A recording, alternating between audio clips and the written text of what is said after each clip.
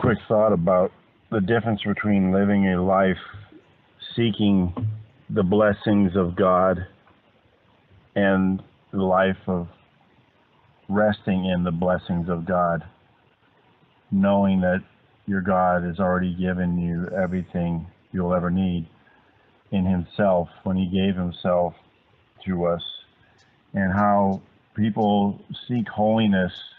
They seek to be obedient. They seek to please their God, believing they can do these things in order to get those blessings, and how that is a system built for failure. And I don't want to take away that people don't care. They do care. They want to be good. They're trying to be holy. They're told that they don't love God enough, so you need to love God more. Well, of course they love God. They wouldn't be doing what they're doing if they didn't. But their love is faulty. That's not the point, how much you love God or how well you love God. The point is they are seeking God. So in my walk, I was taught these things, and I took them literally. So for instance, 1 Thessalonians 4:8 says, "He that despiseth not man, but God, who gave man His Spirit." So I took this literally because I was told that it meant that literally, that if you hate a man, you hate God. And so I confessed this to a small group Bible study I was involved in, and it wasn't in my heart that I hated God, but I believed to be obedient to the Word of God, and because a teacher of God told me this, that it must be true, because I mean, I hate God, so how would I know how whether or not I'm a good person? Obviously, I'm a bad person because I'm hating someone right now, so therefore I hate God. And I confessed this, and they prayed over me and all these things, and nothing happened, of course, nothing good anyway. And I continued on my struggle. This was a couple of years ago. But the point is that people do love God, but that's not even important. Obviously, you're seeking God. You're in church. I know there's exceptions. There's people without alternative motives and all these things, but that's up to them. That's between them and God.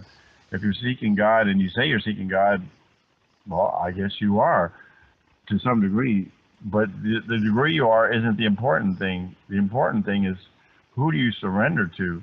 Who do you trust in? Who do you believe in?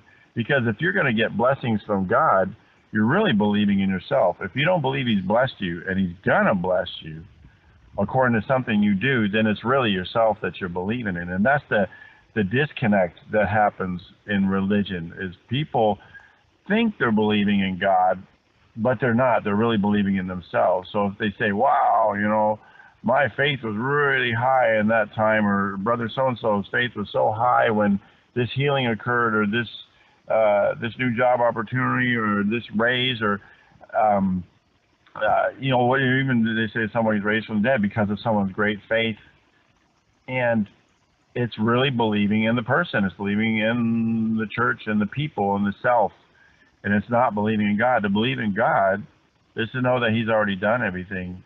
And He is living a life just like you're living a life, and He will do what He wants to do. I'm not saying it from the standpoint of never ask God for anything. I'm saying from the standpoint of know that you don't need Him to do anything more for you. That's what I'm saying. And so if He doesn't, it's not because of a failure on His part or yours. Or yours. The failure comes in is when you have an expectation that He is beholden to you when you do, quote unquote, your part. Your part is to believe. Your part is not to have this great faith or to produce holiness or to obey laws and commands. Your part is to simply believe in your God, that He has done everything and that He will continue to do more. But He, that's the key word, He is the one that will do these things. He will change your heart. He will work in the hearts and minds of men, of your loved ones. He will give you the right word to say and when to say it, and guide you when not to say it or do it, or whatever these things are, as opposed to religion gives you a set of instructions, and then it's just a matter of different denominations with their different levels and different depths and different standards of what to do and how to do it and when to do it. But it's all man. It's all man under the religious system. And so it comes back to, what do you believe in? Who do you believe in?